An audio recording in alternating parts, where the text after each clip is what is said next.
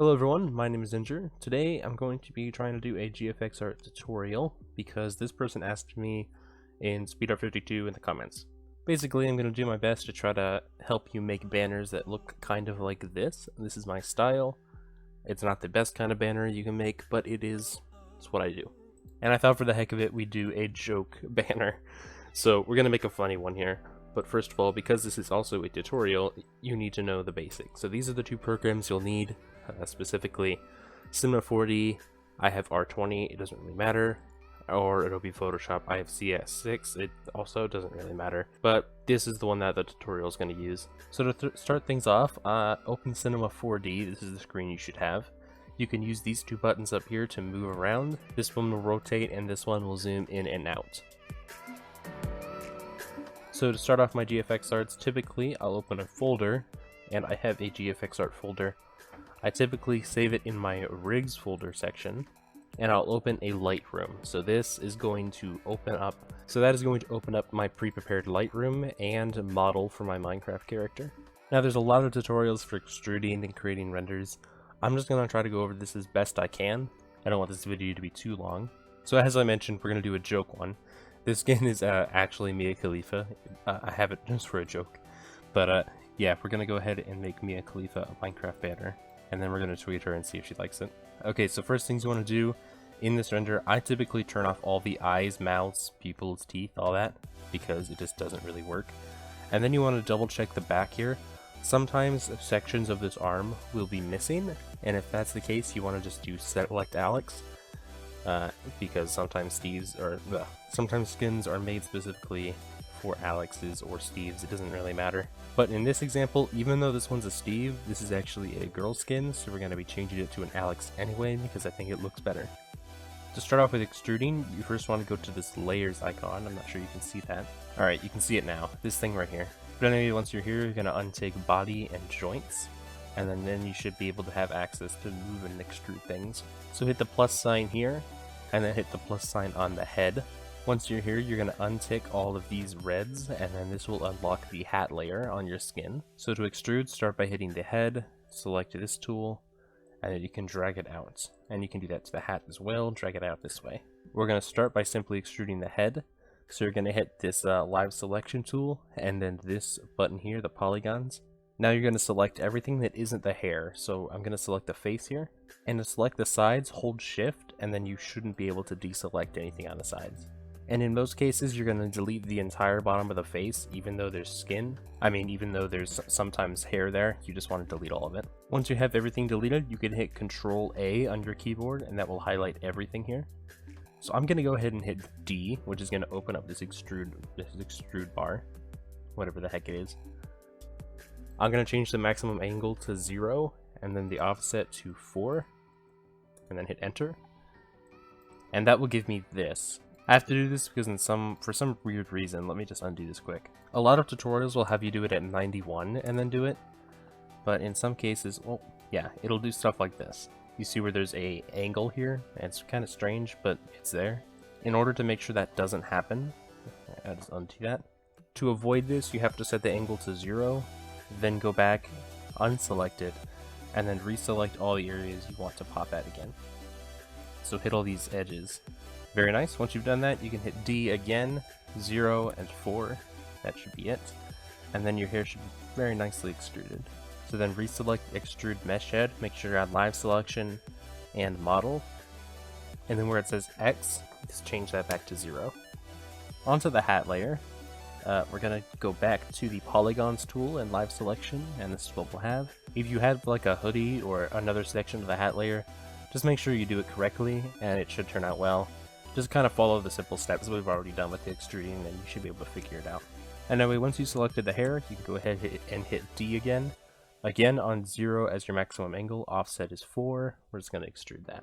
In this case, I want the hair to pop a little bit more, so I'm going to select a little bit of extra hair, as you can see here. Just like that. Then we hit D, offset to, let's change it to 3 this time, we don't want it to be exactly the same. And that should be good enough. Once again, we're going to move that X over there to 0, and then that should be the head fully extruded. There's going to be some cases like this, where you're going to want to change the eyebrows a little bit, but the skin will already have eyebrows.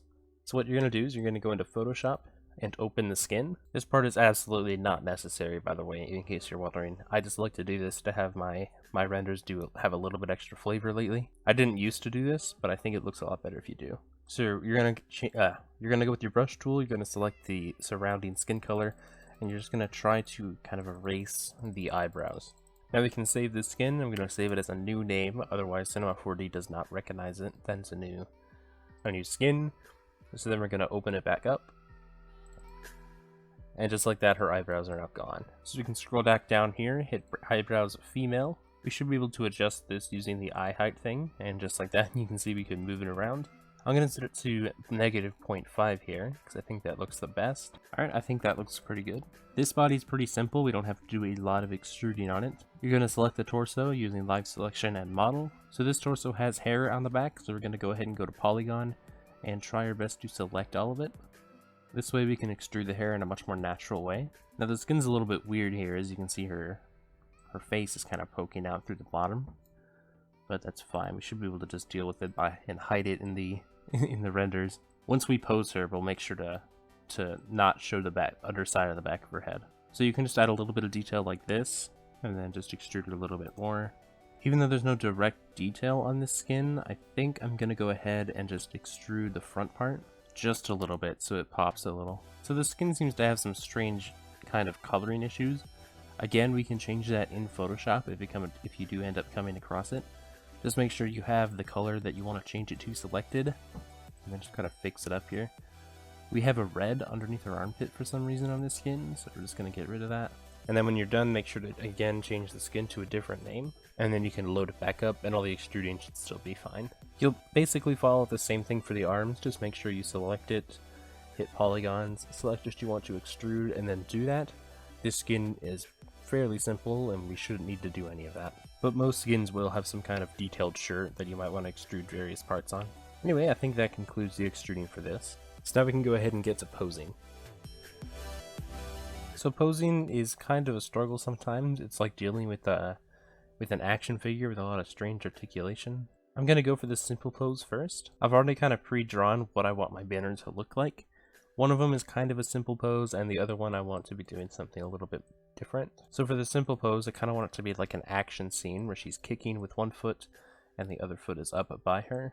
As with an action figure, you kind of just have to spend some time getting to know the render and how it moves to be able to, I guess, pose properly. But I've been editing with this render for nearly 6 months now, and I'm still not quite there. Did I say this render? I meant this rig. This FMR5 by Frost. Hi Frost. Okay, once we have a kind of cool pose, she's kind of running around. I'm actually going to send it back a little bit away from the Lightroom. Then you have to find the right angle, and then once you've found that, you just hit this render to picture viewer. Real quick though, let's go over your settings.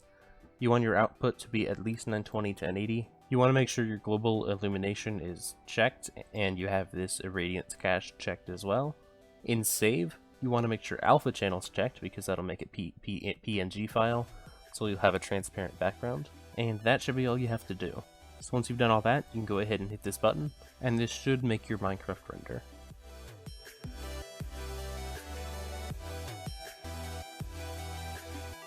Alright, that's that for this simple render done. Once you've finished it, you want to hit save as, and then just save it to your computer wherever you need it to be. Alright, moving on to the second render. So the second render I want to be a little bit more Minecraft-y and include a flint and steel, and I want her to be lighting a TNT off. Okay, so to load up that stuff, I'm going to open up my file, and I have a item pack here. I'm just going to drag that from here into the Cinema 4D file, and it's going to open this thing for me. Okay, once you get the flint steel, I'm just going to do that extruding thing, and I'm going to try to delete all of this, because right now I really only want the flint, and then we'll try to add this thing back in the second time, and then we'll add in the steel. Splitting these up and putting them in other hands just kind of helps it look a little bit better, even though the item in the game is just one. This kind of makes it look like you're striking the spark, and then we're just going to hit the render button. And then once again, you just hit save as, and save it where you want to. So now we're in Photoshop. I'm going to go ahead and open up our two renders. I'm also going to open up two other files that I always use, which is the banner template and my GFX art pack. So first of all, I'll typically come to Google and try to find some interesting screenshots. Once I find one I like, for instance this one here, I can go ahead and copy and paste it into my file, just like that. And then what I'm going to do is I'm going to try to scale this by hitting Ctrl T and just expanding it ever so slightly over this image. I'm going to put this layer underneath the banner template layer, and then I'm going to delete every other part of the image that won't show up on the banner, plus a little bit extra. Because of that, now I can go ahead and hit blending options and add a stroke to it. Alright, now I'm going to go to filter and blur and just quickly use a motion blur on it. This will make the banner feel a little bit more action-packed once we put these things on it. So once you have your renders here, you can scale them down a little bit and kind of position them where you want them. Once you have them kind of positioned, you can go ahead and merge the two renders and then kind of delete them so they line up to the banner.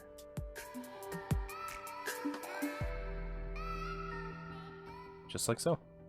Now the next step, we're going to highlight their edges. So duplicate the layer, then go to filter and filter gallery.